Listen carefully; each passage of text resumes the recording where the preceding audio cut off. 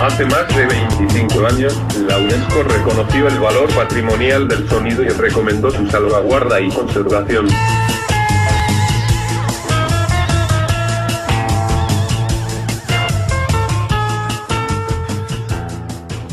Hacer una descripción de estos procesos documentales que se desarrollan en un archivo, ¿verdad? Quiero que vean un video que a mí me parece que ilustra precisamente cómo son estos procesos. Este video se hizo cuando se inauguró la Fonoteca Nacional y era una forma de tratar de explicar qué trabajo se desarrolla en un archivo. Atesorar sonidos es un verdadero ejercicio de preservación y homenaje a esa parte de la existencia que se manifiesta de forma auditiva y que da vida a una fonoteca.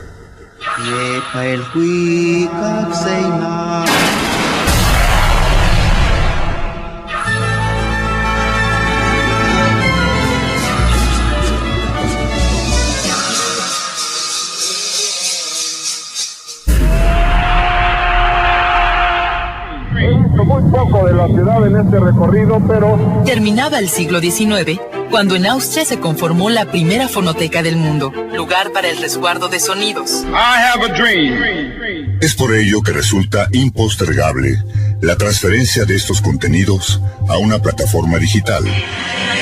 Los archivos de audio digitalizados se almacenan por duplicado en el sistema de almacenamiento masivo digital. Se construyó un edificio especial de preservación, tanto en el diseño de sus 3 bóvedas de almacenamiento de fonoregistros, como en el equipamiento con tecnología de última generación.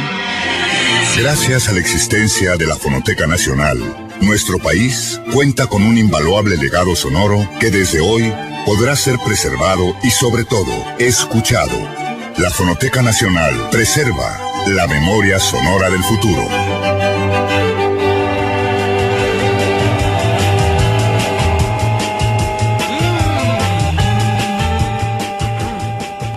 Es una bóveda de donde llegan los documentos sonoros por primera vez, donde se estabilizan, es la bóveda de estabilización. En esa bóveda, cuando llegan las colecciones por primera vez, ahí se tienen que ir gradualmente estabilizando, porque algunas vienen nunca han estado digamos, en condiciones de conservación, dependiendo si llegan a un alto grado, si hace mucho sol, ¿verdad? Si hace mucha humedad, y ahí progresivamente se van estabilizando y al mismo tiempo se tienen que limpiar. La mayor parte de las colecciones llegan con muchos deterioros. Estaban olvidadas, en muy malas condiciones. Generalmente la limpieza se hace fuera. La Fonoteca ha tenido que desarrollar trabajos de limpieza de colecciones, estando in situ, ¿no? Porque ha habido coleccionistas que están llenas de polvo, que están pues en muy malas condiciones, entonces se trata de llevar lo menos posible de polvo al acervo y ahí se va estabilizando gradualmente. Y esta área que ven aquí es justo la bóveda de tránsito de estabilización, donde se hacen los primeros procesos documentales. Estos procesos documentales en general son estos que he establecido, pero pueden variar de un archivo de alcance nacional, dependiendo de las características del archivo, de la misión, de la visión, del número de trabajadores que tenga el archivo y también de la incorporación tecnológica. Lo cierto es que otro componente de los archivos sonoros son los roles. ¿Quiénes son los principales actores que participan en un archivo sonoro? En esos roles conviene destacar al creador o autor de un documento sonoro. ¿Quién es el creador o autor de un documento sonoro? El productor de radio, el músico, ¿verdad?, que genera un disco, el artista sonoro. En muchas ocasiones, y esta es una tendencia creciente, los mismos archivos son creadores de sus documentos sonoros, a través incluso de trabajos de reaprovechamiento, de grabación del paisaje sonoro. Hay una buena cantidad de archivos que están ya justo documentando, grabando el paisaje sonoro contemporáneo, porque es un documento único e irrepetible. ¿A qué suena Bogotá ahora? es un testimonio que difícilmente van a poder escuchar si no se graba los jóvenes dentro de unos 10, 20 años, ¿no? Como no sé si en el archivo general tengan sonidos de Bogotá, del paisaje sonoro de Bogotá, por ejemplo. Bogotá es la capital y automáticamente como mi capital no hay nada en el mundo entero. ¡Policía, policía! De noche y de día. Todo en cargadores para cámaras, carcasas, memorias.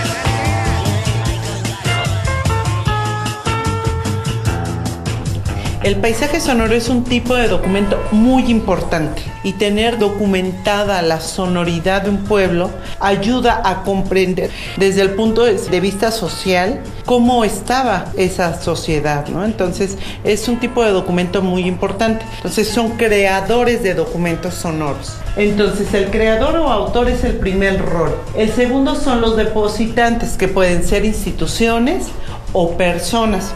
Instituciones, a lo mejor tienen ustedes una emisora de una universidad que va a incorporar sus colecciones al archivo, ¿verdad? La institución. O una persona, el hijo de un músico que tiene una importante colección de música contemporánea, por decir un ejemplo, que quiere que forme parte del archivo. Otro elemento fundamental son los técnicos, y los técnicos son un rol que sobre todo ha aparecido en los últimos años y que se vincula con el advenimiento y la presencia de las nuevas tecnologías. Los técnicos cada vez más tienen que estar avesados no solo en cuestiones de grabación sonora y acústica, sino en temas de informática, manejo de bases de datos, sistemas de almacenamiento masivo digital, y yo creo que también cada vez es una especialización que como tal va teniendo mayor presencia e importancia dentro de los archivos sonoros, porque son quienes en este momento salvaguardan la memoria que se está transfiriendo de contenidos analógicos a contenidos digitales. Por eso contar con un buen equipo técnico es fundamental en un archivo, es estratégico tener gente comprometida con una formación profesional y que además sea muy cuidadosa. De hecho, ya lo veremos más adelante, pero dentro de los nuevos procesos que tiene un archivo ya digital, la seguridad es uno de los más críticos, de los más complejos, porque un error humano puede acabar con el patrimonio sonoro.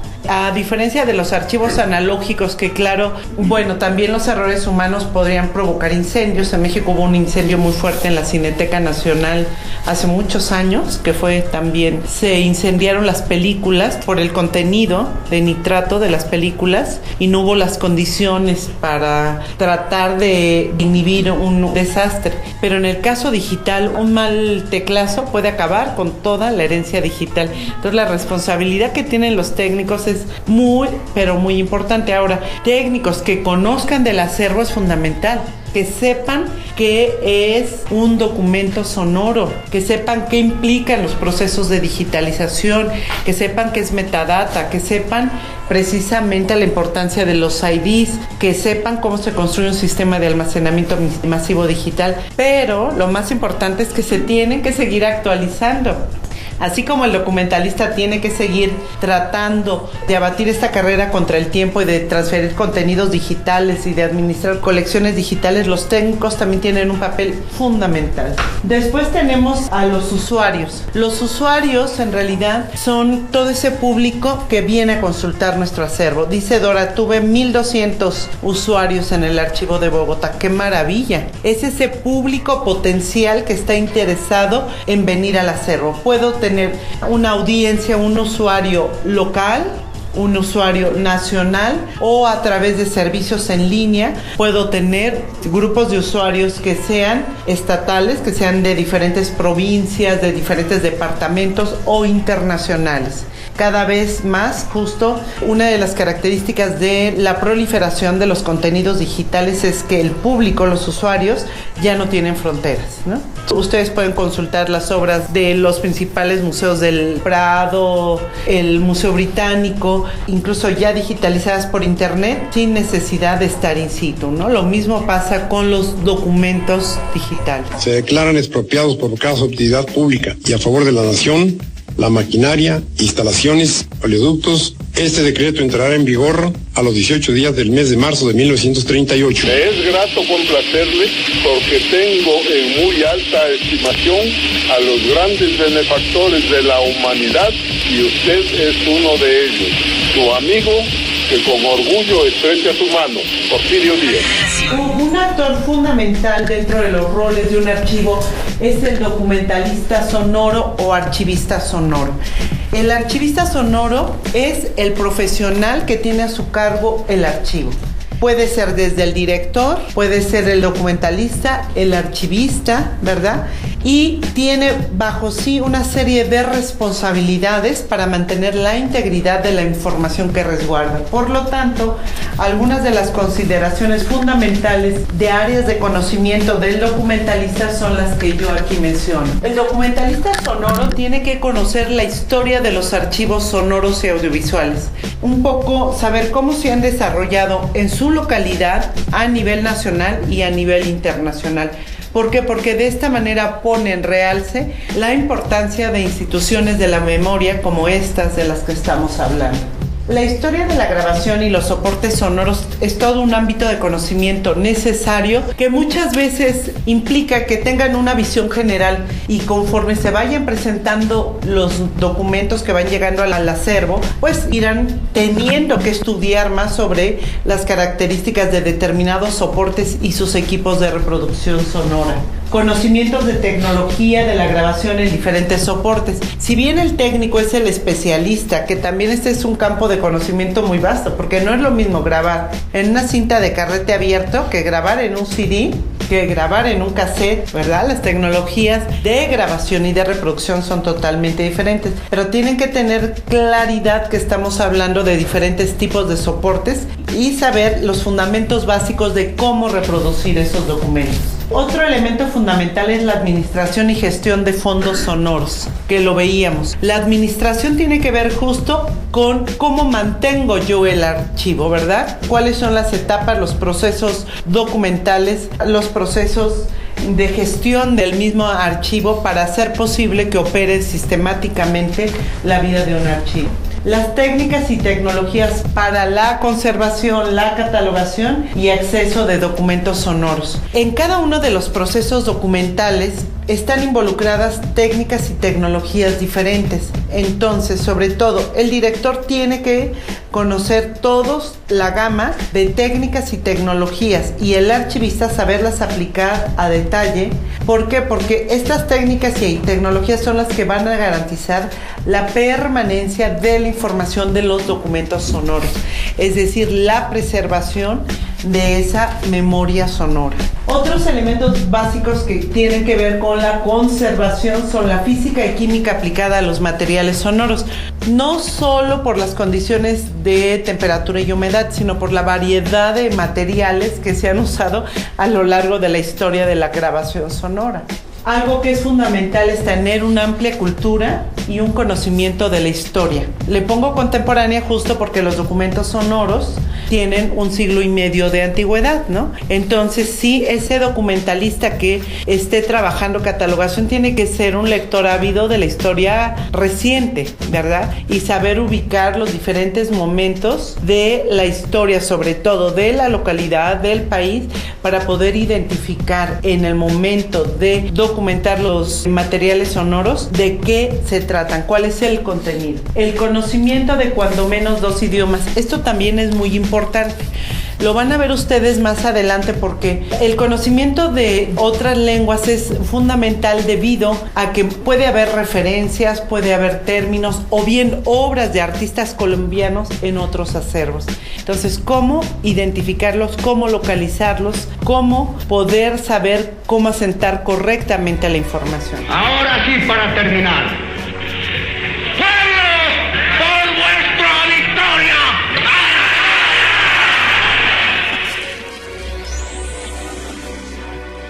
Bueno, hasta aquí hemos establecido los fundamentos históricos y los fundamentos teóricos y conceptuales de un archivo sonoro. Vamos a empezar a trabajar con un aspecto que es precisamente el valor social y cultural e histórico de los documentos sonoros. ¿Cómo establecer el valor de una colección sonora? ¿Cómo establecen ustedes el valor de una colección sonora? Por ejemplo, pues es mucho más valor la primera edición de un libro famoso que la 10ª. A ver, lo que dice María Paula es interesante. Eso puede ser interesante si pensamos en los primeros cilindros de cera, ¿verdad? Ahorita me dicen, oye, encontré un cilindro de cera en el archivo de Bogotá. Este cilindro de cera es una primera edición de una interpretación de la Orquesta Nacional de Colombia. Es incuestionable que ese documento tiene un valor único. Pero ¿qué pasa en el dominio digital, donde la primera grabación de una nueva obra que sea interpretada por la Orquesta Nacional de Colombia es igual a la copia y a la copia y a la copia? ¿Qué pasa? En el dominio digital ya no tenemos esas primeras ediciones. No aplica ese criterio y el libro sí que aplica, pero en documentos sonoros es muy difícil detectar cuál es la primera copia. Sí, algunos investigadores especialistas que te pueden decir de una determinada interpretación si es la primera versión grabada, ¿no? Algunos conocedores de música, algunos especialistas que te pueden dar ciertos detalles, sobre todo en documentos analógicos, pero en el dominio digital es prácticamente imposible. Bueno, a ver, María Paula entonces nos hace una aportación. ¿Quién más? Pues digamos en el caso de A que suena Bogotá, que ahí sería el caso de archivos digitales y son actuales. Sí. Entonces, ¿cómo determinas si eso tiene que estar en el archivo o no? Como la identidad cultural que crean esos sonidos. Entonces, digamos, eran sonidos de la calle que son memoria viva de esos espacios. Entonces eso es lo que crea el valor cultural, patrimonial e histórico para que estén dentro del archivo. Cuando hablas de identidad, dame un ejemplo concreto de qué sonidos se grabaron. Digamos, está el tema de la venta ambulante, que es característico ahora de la Bogotá actual. También está el tema de llamadas a celular, que también es un tema característico. Es súper bonito. Entonces es toda esa memoria que vivimos todos los días, pues que hoy en día pues tiene un valor, pero pues a futuro va a tener un valor mucho mayor, porque pues eso que estamos grabando ahora no va a existir en 10 años o 20 años. Son esos personajes de la vida cotidiana, esos pregoneros, estos vendedores ambulantes, que tienen un valor documental porque le dan vida a la Bogotá contemporánea. Tienen un valor justo, como bien lo has dicho, para la identidad de un pueblo, ¿verdad? Así como la voz grabada de Gabriel García Márquez, por supuesto que tiene un valor incuestionable, porque es la voz de uno de los más grandes escritores colombianos. O la voz o los sonidos del paisaje sonoro tienen otro tipo de valor que también le confieren importancia. Los principales tipos de documentos sonoros que podemos consultar son los siguientes. Miren, está la música grabada y la música editada. Les traje algunos ejemplitos de México para que ustedes lo puedan escuchar. Huecaniense en la mañana la escucharon, que es la primera, se piensa que es la primera, digamos, música, se tiene testimonio de que es la primera música mexicana, históricamente hablando.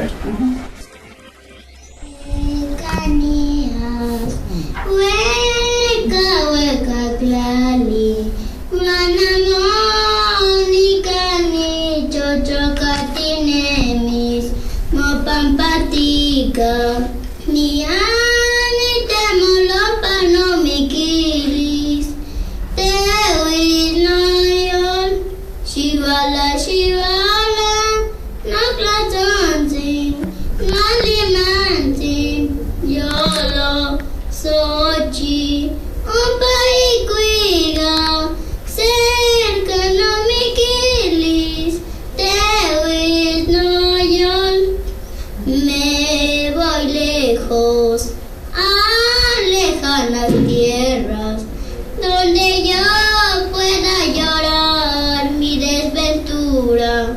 Me voy por ti donde tú no sepas si corazón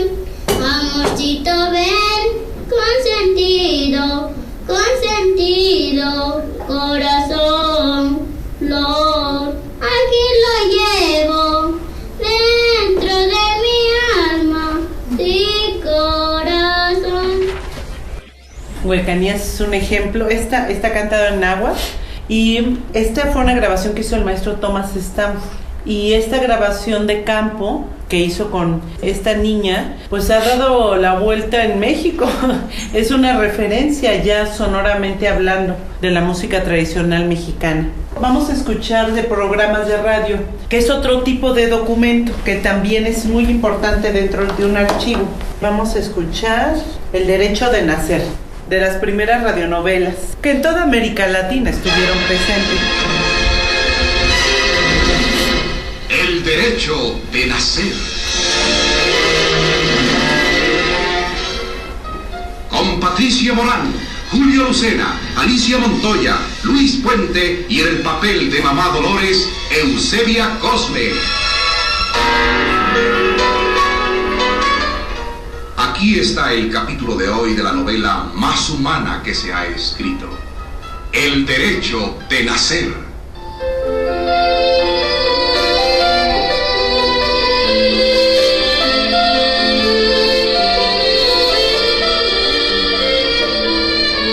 Un ángel que del cielo levanto y no hay razón para negar su vida. El derecho de ser es ley de Dios y no hay perdón para quienes lo olvidan. Entonces es otra categoría, nada más nos quedamos en la pura rúbrica de entrada, ¿eh? También dentro de la tipología tenemos las voces. ¿Qué les parece que escuchamos la voz de Porfirio Díaz saludando a Edison? Me es grato complacerle porque tengo muy alta estimación a los grandes benefactores de la humanidad y usted es uno de ellos, porque usted ha creado nuevas fuentes de felicidad, de bienestar y de riqueza para el género humano, utilizando las más poderosas fuerzas conocidas: luz, electricidad, trabajo y genio. Su amigo, que con orgullo estrecha su mano, Porfirio Díaz. Cuando llegó el fonógrafo a México, esa fue una de las primeras grabaciones que hizo Porfirio Díaz, que fue presidente de México durante 3 décadas. Polémico presidente. También otro grupo de documentos sonoros es el que representa los paisajes sonoros. Y de paisajes sonoros vamos a escuchar, por favor, el paisaje sonoro de Michoacán, que es muy bonito. Un fragmentito porque es muy largo.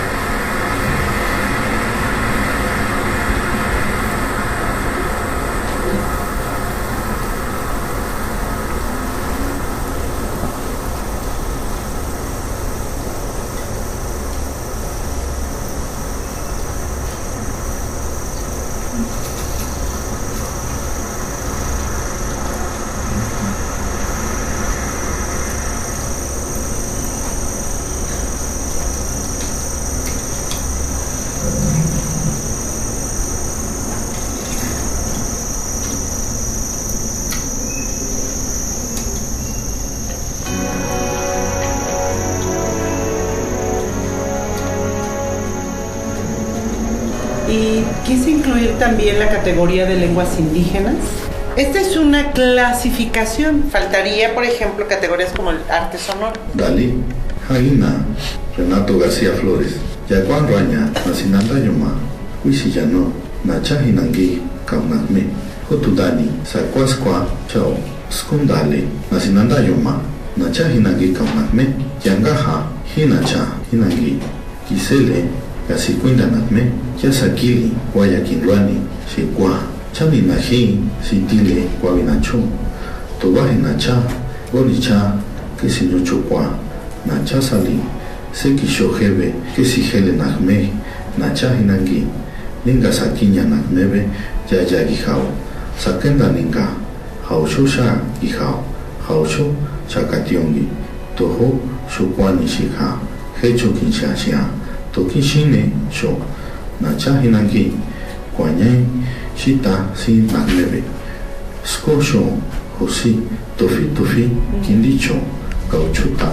Entonces, estas categorías que hemos escuchado nos dan una idea de la diversidad de documentos que podemos resguardar en nuestros archivos. Es decir, qué clases de documentos puedo resguardar. Dependiendo de la normatividad y la legislación de cada país, es decir, del depósito legal y las políticas culturales, es que, como lo vimos en la mañana, se establecen los principios de integración, de acopio de un acervo sonoro. A mí me gustaría saber si en Colombia hay un marco legal, si existe algún marco legal justo para el acopio e integración del patrimonio sonoro.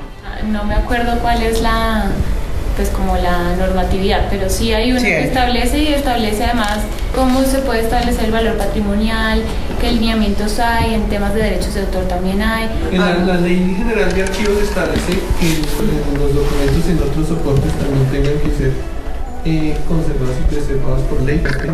Es más, protegerán los archivos que tengan imágenes en movimiento, que de hecho es excluyente con el sonoro. Da a entender que se puede proteger la documentación sonora y hay un punto que dice sonoro. Fíjense que en algunas ocasiones lo manejan como audiovisual, tratando de incorporar ahí la parte sonora, pero claro que se requiere ser más explícitos para subrayar la importancia que tiene el patrimonio sonoro. Me gustaría que justo viéramos las siguientes láminas. Los documentos que pueden ser considerados patrimonio sonoro, además de las clases de documentos que vimos, vamos a cruzar esa información con esta, son las obras con intérpretes del país. Ya son parte del patrimonio sonoro. Músicos, actores, directores de orquesta que hayan sido publicados en Colombia o fuera de Colombia. Si, por ejemplo, se encuentran un disco en Suiza de un artista colombiano, lo lógico es que ese disco llegue también a Colombia en algún momento porque es parte del patrimonio intangible del pueblo colombiano. Documentos creados por autores del país, todo lo que se crea en Colombia, o personas extranjeras que residan en el país y cuya actividad tenga significado para la vida cultural del país. Es decir, si hay un alemán que ha vivido toda su vida en México y es un músico muy importante que hace grabaciones de paisaje sonoro, ese material ya es parte también del patrimonio sonoro colombiano. Documentos sonoros comerciales, todo lo que se edite comercialmente hablando también es parte del patrimonio. Documentos sonoros producidos en el extranjero cuyo contenido sea significativo para la vida cultural de Colombia. Un docudrama, un reportaje radiofónico, la interpretación de una obra musical del pueblo colombiano que se haya hecho en otro país y que tengamos la grabación, es también parte del patrimonio sonoro. Los documentos publicados o inéditos de un fondo o una colección específica que dan testimonio de un interés cultural específico de una persona o institución, que hablen de una institución colombiana o de una persona que tenga una presencia intelectual, política, cultural.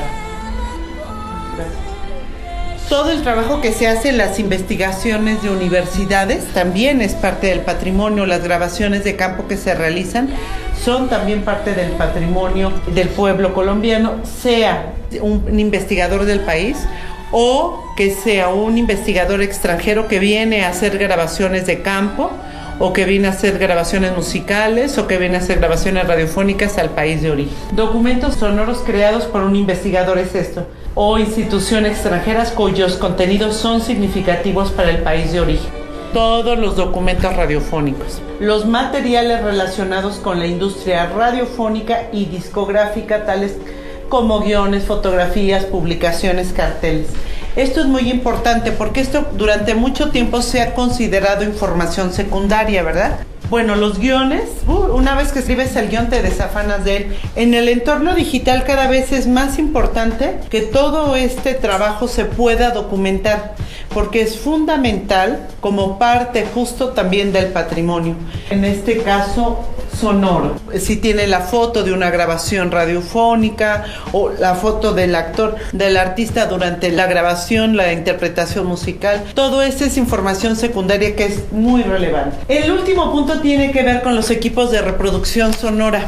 Sí que se recomienda que, además de que les ayuden para la digitalización de sus colecciones, los equipos de reproducción sonora puedan resguardarse como parte del patrimonio, porque seguramente en Colombia habrá algunos modelos de reproductores de carrete abierto. Ya sé que la mayoría los traemos de Estados Unidos, pero tendrían que quedar como parte del legado para que las generaciones futuras conocieran este tipo de equipos de grabación y de reproducción sonora.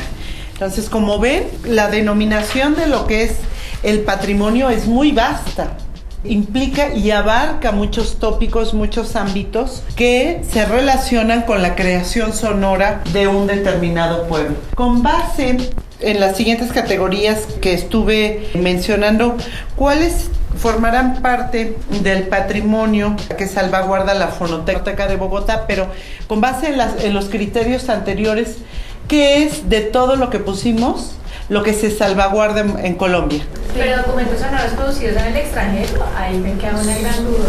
No, sí, porque si son, digamos, lo que tú decías, si es producido por un extranjero, pero que habla de una temática bogotana, sí podría estar en el archivo de Bogotá. Ahora, lo ideal es que sea un archivo como el Archivo General o el Archivo de Bogotá, el que tiene las directrices para acopiar todo este tipo de documentos, porque seguramente en sus diferentes archivos o fonotecas se resguardan, ¿no? En mayor o menor medida con las condiciones o no de conservación adecuada. Pero para un archivo de alcance nacional, para un archivo o estatal, esta tipología de documentos son fundamentales de preservar. Hablábamos en la mañana, cuando establezco una política para saber qué es lo que voy a integrar dentro de mi archivo, no puedo perder de vista estas contribuciones. Esta es una contribución de la IASA, justo para la integración, la definición de lo que es el patrimonio sonoro de un pueblo.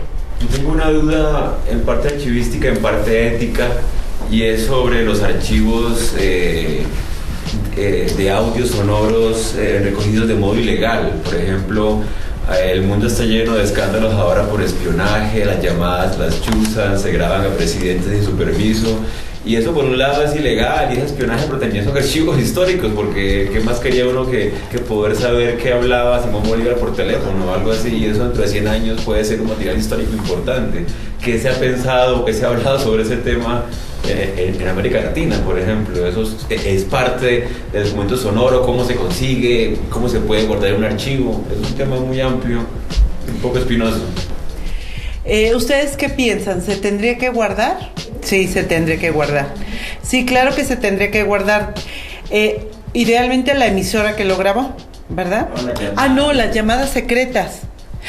Bueno, a ver, yo estaba pensando en la conversación que hubo entre Fox y Fidel Castro, por ejemplo, esa llamada de comes y te vas, ¿no? Sí. Que fue difundida por todos los medios de comunicación. Esa llamada ya tiene un valor documental y no solamente está en los archivos de las emisoras de México, sino en muchísimas otras emisoras. Ya se han hecho hasta obras de radioarte y bueno, hasta creo que hay una canción, una cumbia, algo así, ¿no? Las grabaciones secretas, que es algo que ya sale de la competencia de una institución pública de la memoria. Entonces hay archivos reservados dentro de una televisora pública, pero ya sale de la competencia de la televisora, del archivista, porque son informaciones que en ese momento tenían que ver con el movimiento del 68. Sí, son archivos que un día se van a depositar. En México no hay Videoteca Nacional, pero si algún día hay una instancia para depositar esos archivos, obviamente van a tener mucho valor.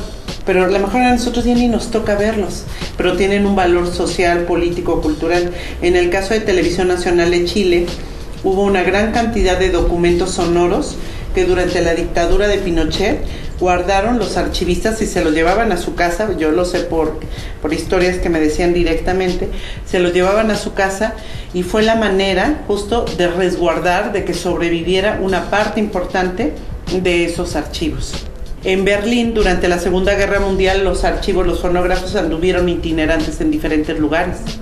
Tuvieron que desintegrar el archivo precisamente para protegerlo, ¿sí? Entonces, claro que son historias diferentes. Ahora el espionaje telefónico es todo un tema. Yo no sé si algún día esos documentos van a salir a la luz pública. ¿Tienen un valor? Sí tienen un valor, que seguramente por los tipos de personajes que graban, ¿no? Pero ya va más allá de la competencia de un archivo.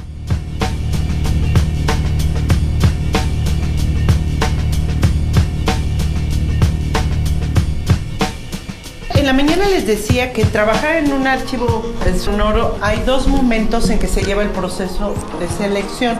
Hasta aquí todos vamos en orden, ¿no? Porque son muchas informaciones que les estoy dando, pero con el ánimo de dimensionar lo complejo y lo importante que es un archivo. Entonces, toda esta información es para que ustedes puedan saber en los diferentes procesos documentales, los roles, cómo se integra un archivo, cuáles son los criterios de selección, de priorización, etcétera, ¿vale? Cuando se confundan en algo que por la cantidad de información me dicen, oye, alto. Hay 2 momentos para poner en valor un archivo. El primero es la selección inicial para la formación de colecciones y fondos sonoros. Y el segundo, los criterios para la digitalización. El primero es una propuesta de quien fue el director del Instituto Nacional del Audiovisual de Francia, Emmanuel Hoch. Entonces él dice que la selección inicial para formar una colección es natural, es decir, tan natural como que lo que logre llegar al archivo de Bogotá es lo que se va a integrar. Hay documentos que desafortunadamente se van a perder, pero no podemos hacer nada. Solamente se va a guardar aquello que realmente humanamente se pueda salvaguardar. La económica, en función del número de recursos que tienes, vas a salvaguardar una determinada cantidad de documentos sonoros, vas a copiar. Si tú tienes un determinado presupuesto y llega un coleccionista que te quiere vender por N cantidad de miles de dólares una colección que sabes que es fundamental para la historia de tu país, pero no tienes el recurso, pues lo que te queda es tratar de convencerlo, ¿no? Experiencias, por lo menos en el caso nuestro, pese a que está ubicado dentro de la línea de adquisiciones, la política nuestra es que nosotros no pagamos por los archivos, porque pues de esa manera entenderíamos que no nos llegarían archivos que pueden ser de gran valor patrimonial, porque el poseedor terminaría buscando, como se dice, al mejor postor, al que mejor pague. Y entonces de esa manera podría pagar por el archivo un organismo internacional y terminaríamos haciendo, como se llamaría, fuga de patrimonio, una cosa de esas. Entonces en nuestro país no hay política de archivos, digamos, y corremos el riesgo, para mí es un riesgo, no sé si esté en lo cierto o esté equivocada, de que pagar es un riesgo que promueve la extinción de que el país tenga acceso a esa memoria. Sí que algunos coleccionistas, digamos que el valor de sus colecciones es muy importante, social, cultural, y le pueden poner un precio a sus colecciones. Pero para el Estado es muy difícil hacer el pago por los argumentos que tú has establecido. Sí que hay casos que se han hecho, sobre todo en cine, pero en cine sí que se adquieren, se compran colecciones. Pero en el ámbito sonoro, que yo sepa, que yo te pueda decir, oye, sí, esta colección se compró y costó tanto, es difícil. De alguna manera se trata de compensar, si cuenta el archivo con recursos, digamos, económicamente al responsable de la colección. Si es un especialista, te puede dar unas charlas y de esa manera sobre el material que está donando al acervo se le hace difusión, se le conoce, o a lo mejor un taller y se le puede pagar, en fin. Pero en el caso de la gente que por accidente de la vida se queda con una colección importantísima, pues es que es muy difícil. Poco a poco van dándose cuenta que la única manera de que sobreviva ese fondo es donarlo al Estado. En libros también se compran colecciones completas y hay toda una metodología para establecer el valor de la colección. Pero que yo sepa, de archivos sonoros no. Se establece como una regla en Europa, en algunas colecciones sí que se ha podido hacer, pero en América pues es más difícil, es más complicado, sobre todo por las restricciones que tiene el Estado, ¿no? Bueno, otro aspecto de la selección inicial para la formación de colecciones y fondos sonoros es la selección, los criterios técnicos. ¿Sí? Es decir, qué tanto conocimiento tiene el archivo, el equipo del archivo sobre el documento que va a ingresar. Si por ejemplo ahorita les traen una donación de muchísimos cilindros de cera, tendrían que formar gente justo especializada en este soporte, ¿no? La jurídica tiene que ver con los derechos de autor, que no se puede reproducir nada sin la autorización del responsable de los derechos de autor. Aunque ahorita hay un movimiento muy importante en Europa de Open Culture. En Inglaterra se formularon un proyecto de cultura digital donde todas las instituciones de cultura del Estado tienen que poner documentos y publicaciones digitales, todos los bienes culturales tienen que estar digitalizados y expuestos en la red. Es un proyecto para los próximos años que va a cambiar el concepto de cultura como lo conocemos para la localidad. Entonces, se está reformulando el concepto de Open Culture, de derechos de autor. De hecho, yo no sé, ¿han visto ustedes en los museos, en el Rijksmuseum de Holanda? Ya pueden bajar ustedes las imágenes de los cuadros más importantes del Rijksmuseum. Y esto, ¿por qué lo hicieron? Porque de esa manera la gente tiene acceso a la cultura, ¿no? En el caso de la pintura yo creo que es muy sencilla porque puedes ver las obras de Van Gogh, ¿no? Del Greco, de las obras que forman parte de las colecciones de esos grandes museos. Y si eres maestra en historia del arte, pues qué maravilla que llevas la obra a tu salón. O si estás trabajando con tus niños en la escuela para aproximarlos al arte, pueden estar viendo las obras directamente de las colecciones de los museos, ¿no? A mí me parece una maravillosa idea, la verdad es maravillosa, pero están poco a poco, porque es que no puedes hacer esto así, y menos en Europa, que los europeos te cobraban por cada retransmisión radiofónica, ¿no? Entonces, jurídica, la mercantil, que tiene que ver justo con qué tanto, cómo ese fondo sonoro puede tener un impacto mercantil o no dentro de la sociedad del archivo. Y la política, pues, se refiere sobre todo a la censura, ¿no? Como hay ciertos archivos, este ejemplo que acabas de comentar es muy claro, que pueden estar, que pueden ser incómodos para el Estado y que por lo tanto políticamente se pide que se censuren, en el caso concreto de Chile, ¿no? Que son documentos que lo ideal para un archivista es que él no puede censurar dentro de la deontología, no puede ocultar, no debería, ¿verdad? Sino proteger los documentos que tiene bajo su resguardo. Pero a veces va más allá de lo que el documentalista quisiera. Entonces, esos son los criterios de la selección inicial, ¿verdad? ¿Cómo voy integrando mi archivo? ¿Cómo voy a empezar a crear mi archivo en función de esos criterios? ¿Cuánto dinero tengo? ¿Cuáles son mis restricciones jurídicas? ¿Cuáles las condiciones reales de la antigüedad de los acervos? ¿Voy a comercializar o no? ¿Cuáles son las condiciones políticas que apoyan el desarrollo de mis colecciones? ¿Sí? Cuando yo voy a crear una colección inicial, esas son consideraciones básicas, fundamentales. Y después, ya se ha establecido, bajo el tema de la digitalización, se ha visto, como platicábamos en la mañana, es una carrera contra el tiempo. No sabemos cuánto, así de crudo es esto, no sabemos cuánto del patrimonio sonoro se va a salvaguardar. Por lo tanto, es importante establecer prioridades. ¿Saben qué porcentaje de cilindros de cera se guardaron en el mundo? 17%. Hay quienes dicen que se va a salvaguardar un porcentaje similar en los próximos años. Entonces eso nos pone en apuros, obviamente, porque de un determinado universo de documentos sonoros que desconocemos cuántos son, ¿cuántos voy a poder transferir a plataformas digitales? Cuando me pongo a pensar en eso, entonces yo tengo que priorizar, ¿verdad?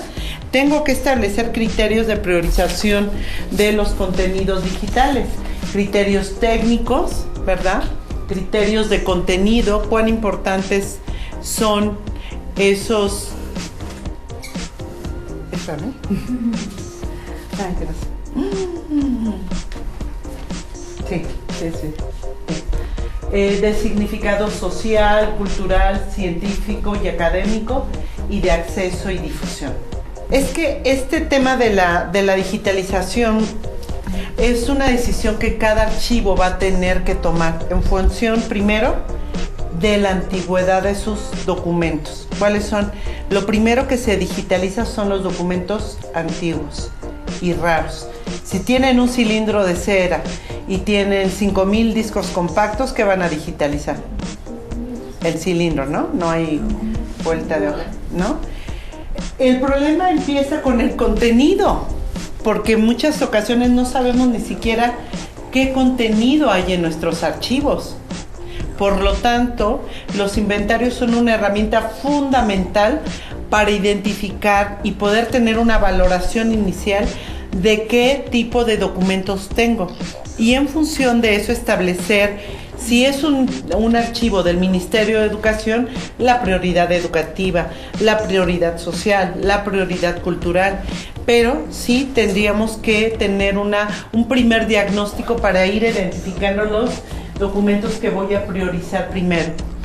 Y algo que es fundamental, ¿qué es lo primero que se requiere cuando inicias un proyecto de digitalización?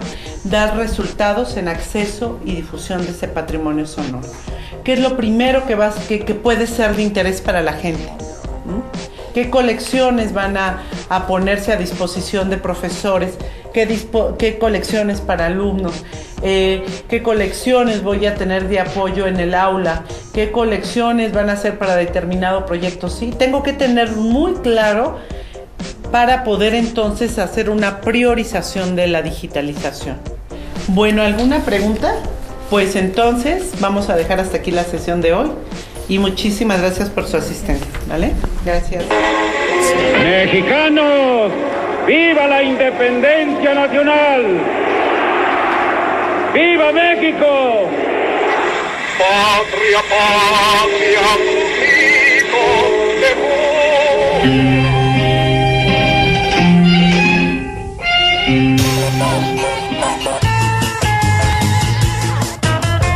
Hace más de 25 años, la UNESCO reconoció el valor patrimonial del sonido y recomendó su salvaguarda y conservación.